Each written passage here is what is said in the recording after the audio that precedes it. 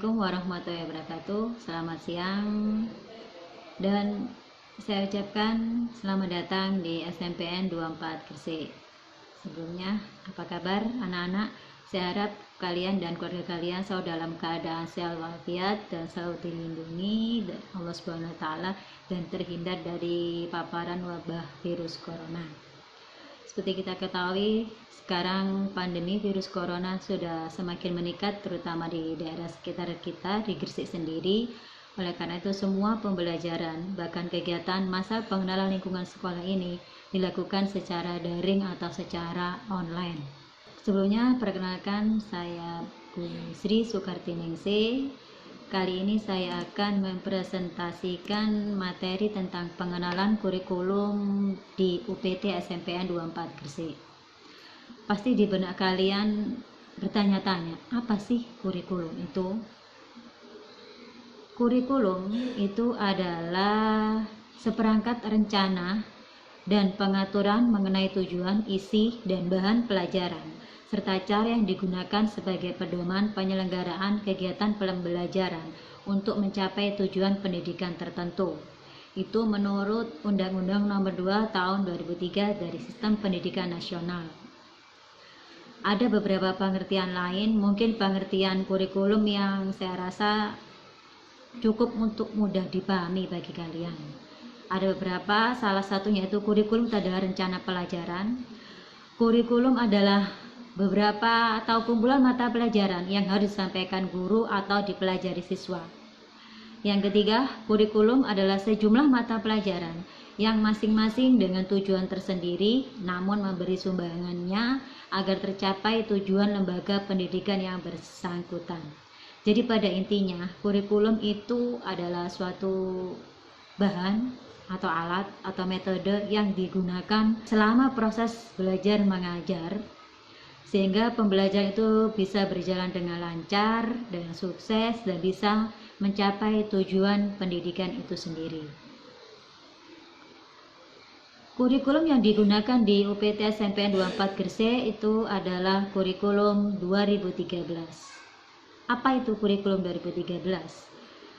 Kurikulum 2013 itu adalah salah satu kurikulum yang diciptakan atau lahirnya itu tahun 2013. Jadi di negara kita ini ada beberapa kurikulum, sudah ada beberapa kurikulum, diantaranya kurikulum 2013, sebelumnya ada kurikulum 2006, ada kurikulum berbasis kompetensi, ada kurikulum 1994. Jadi seiring berjalannya waktu, kurikulum itu mengalami perkembangan, mengalami revisi, mengalami perbaikan yang sesuai dengan zaman atau global sekarang. Mengapa harus ada revisi atau harus ada perbaikan? Seperti kita ketahui, dengan adanya perbaikan, maka sumber daya manusia, sarana prasarana, secara teknologi juga mengalami perbaikan. Jadi sudah seharusnya kurikulum atau alat atau metode yang digunakan dalam pembelajaran juga harus disesuaikan dengan sumber daya manusia dan disesuaikan pula dengan sarana prasarana yang digunakan sehingga antara kedua belah pihak itu bisa berjalan dengan seimbang dan akan memudahkan untuk tercapainya tujuan pendidikan. Nah, untuk lebih singkatnya, pada waktu kalian SD atau MI tentunya sudah menggunakan kurikulum 2013.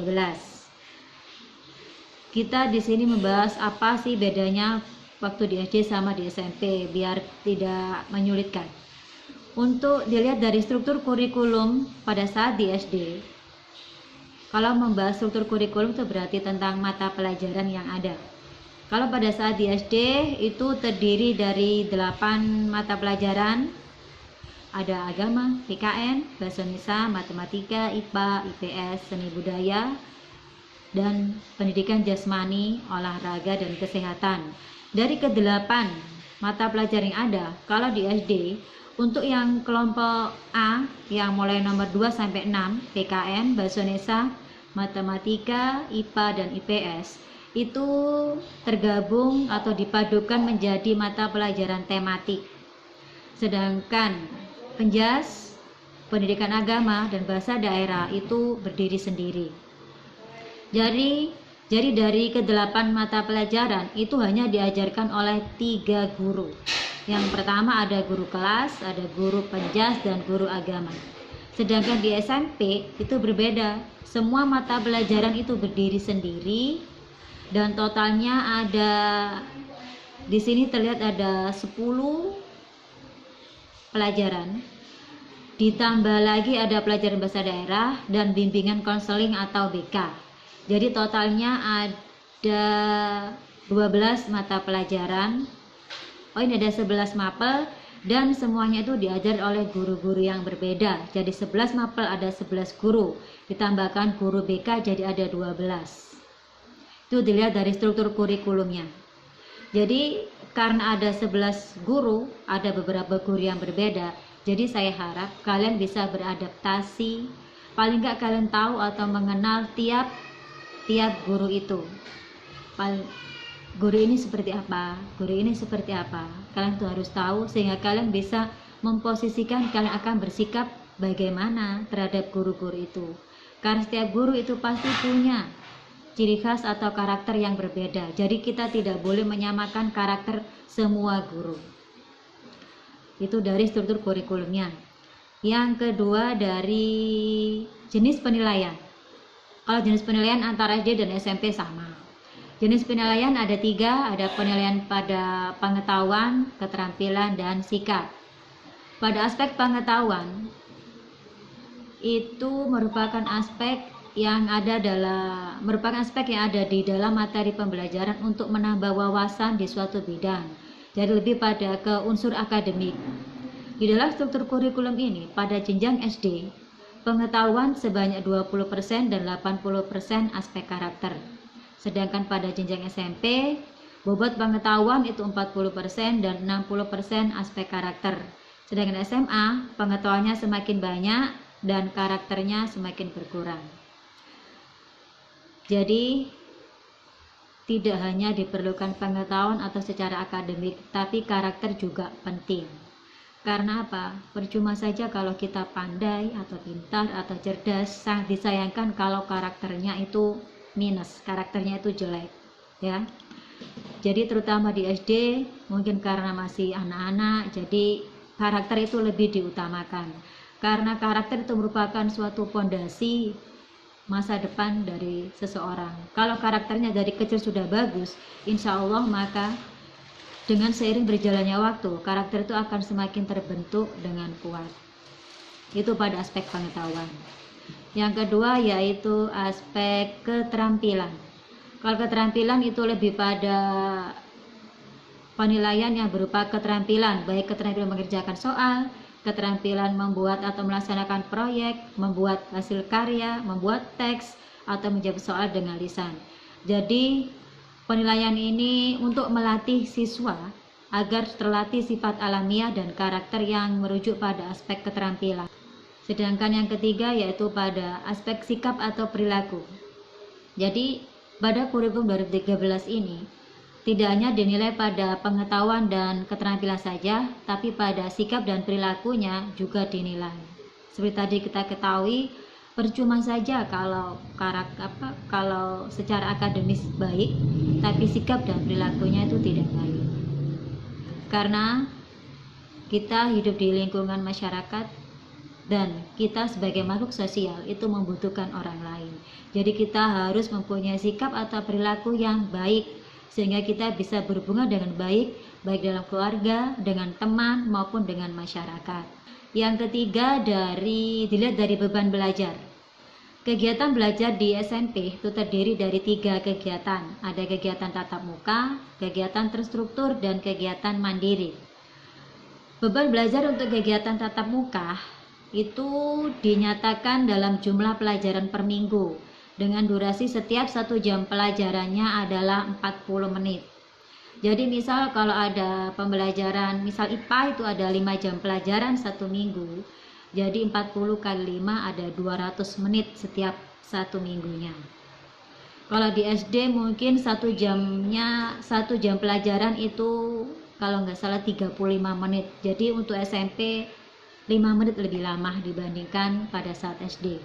Namun Seperti kita ketahui bahwa sekarang kan ada yang namanya wabah virus corona atau COVID-19, sehingga kegiatan tatap muka yang biasanya kita lakukan di sekolah, kita bisa bertemu antara guru dan murid, bisa melaksanakan pembelajaran secara langsung, secara tatap muka, bisa berkomunikasi dengan teman. Maka dengan adanya virus corona ini, dengan sangat terpaksa untuk menghambat penyebarannya, maka semua pembelajaran itu dilaksanakan dari rumah. Jadi ada belajar dari rumah. Seperti halnya kali ini kita melaksanakan masa pengenalan lingkungan sekolah atau MPLS juga dilaksanakan dari rumah. Metode-metode belajar dari rumah itu ada dua. Pertama, dilaksanakan secara daring dalam jaringan atau istilahnya online. Yang ketiga itu luring, luar jaringan, berarti tanpa menggunakan internet. Kalau secara online bisa menggunakan aplikasi Zoom. Dengan Zoom itu kita bisa bertatap muka, bisa berkomunikasi secara dua arah melalui video. Yang kedua melalui YouTube, ketiga ada Facebook, keempat bisa ada menggunakan untuk latihan soal, menggunakan aplikasi soal melalui Quizzes dan Google Form. Sedangkan luring tanpa menggunakan internet bisa menggunakan media TV, radio, koran atau majalah, juga melalui buku. Itu beberapa metode. Nah, metode yang digunakan di UPT SMP 24 Gresik ini, yang pertama itu dikarenakan ya kita tahu lingkungan kita itu ada keterbatasan sinyal atau jaringan internet. Jaringan internet di setiap daerah itu berbeda-beda. Ada yang sinyal bagus, ada yang tidak. Selain itu, ada keterbatasan paket data internet. Maka di SMPN 24 Gresik ini memutuskan bahwa selama pembelajaran, proses belajar mengajar dilakukan dengan menggunakan gabungan dari metode daring dan luring. Karena adanya gabungan metode dari daring dan luring, dan oleh karena itu semua komunikasi atau pemberian informasi itu dilakukan oleh aplikasi WA atau WhatsApp. Paling nggak dari kalian semua sudah mempunyai nomor WA. Kalau tidak apa-apa, bisa menggunakan atau meminjam WA dari orang tuanya. Nanti pada hari Rabu kalian akan dibagi atau dibentuk dalam kelas-kelas. Ada kelas 7A sampai kelas 7G. Saya itu nanti kalian akan dibentuk grup WA. Jadi ada grup WA kelas 7A, 7B, 7C, 7D, 7E sampai 7G. Dan setiap grup WA nanti sudah ada wali kelasnya. Jadi diharap kalian nanti akan tergabung masuk ke grup WA kelas. Di situ nanti akan ada pemberian informasi selama proses pembelajaran selama di semester ganjil ini. Mungkin ada info-info penting akan dilewatkan situ. Pemberian tugas, pemberian materi pelajaran nanti akan semuanya akan diinformasikan melalui grup kelas. Kecuali nanti gurunya membentuk grup tersendiri, jadi terserah gurunya. Paling enggak, walaupun kalian belajar dari rumah, paling enggak kalian mengerjakan sendiri. Jangan minta tolong orang tuanya yang mengerjakan. Terus berpesan, kalian itu nurut sama bapak ibu guru, mengerjakan semua tugas yang ada. Walaupun terlambat tidak apa-apa, lebih baik terlambat daripada tidak mengumpulkan. Tapi sebisa mungkin kalian mengerjakannya tepat waktu, karena itu juga akan dinilai oleh gurunya. Dan selama masa pandemi ini kalian tetap akan belajar dari rumah. Kalian tetap semangat belajar dari rumah, tetap mengikuti semua kegiatan MPLS yang ada selama 3 hari. Setiap selesai akhir pasti ada post test, mengerjakan soal-soal itu dikerjakan dengan baik. Post test itu juga termasuk absensi atau kehadiran kalian, apakah kalian mengikuti MPLS dengan baik atau tidak. Jadi tolong diikuti semua kegiatan MPLS yang ada dari hari ke-1, ke-2, dan ke-3 ya. Tetap semangat belajar dari rumah. Sekian, terima kasih. Wassalamualaikum warahmatullahi wabarakatuh dan selamat siang.